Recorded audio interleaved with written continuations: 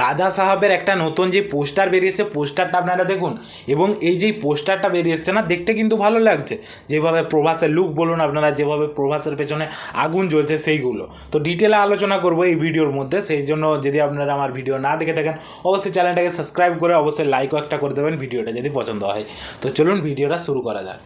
তো এর মধ্যে যেভাবে প্রেজেন্টেশনটা লাগছে, এটা একটা ভূতীয় বাংলা, সেটা এর মধ্যেও মনে হচ্ছে।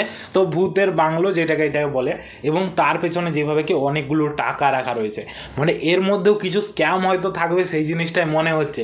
যে এতগুলো টাকা, কিন্তু এগুলো নতুন টাকা, 500 টাকার নোট, যেটা মনে হচ্ছে কি এক দুটো যেগুলো উড়ছে সেগুলো দেখলেই মনে হচ্ছে। এবং তার মধ্যে প্রভাস দাঁড়িয়ে রয়েছে, প্রভাসের হাতে একটা পর্দার মতো, মানে সাধারণত কাপড় টাইপের রয়েছে, তার মধ্যেও আগুন লেগে রয়েছে। আর পেছনে যে টাকাগুলো রয়েছে তার মধ্যেও আগুন জ্বলছে, এবং তার পেছনে কিছু কিছু মূর্তি রয়েছে, সেগুলোই আপনারা এর মধ্যে দেখতে পাবেন। এবং যেভাবে তার মানে সাধারণত লুকটা লাগছে প্রভাসের, সেই পুরো জায়গাটা এখানে দখল করে নিয়েছে সাধারণত পুরো পোস্টারটার মধ্যে। এবং এটা যেভাবে প্রেজেন্ট করা রয়েছে যে এটা একটা হরার কমেডি মুভি হতে চলেছে।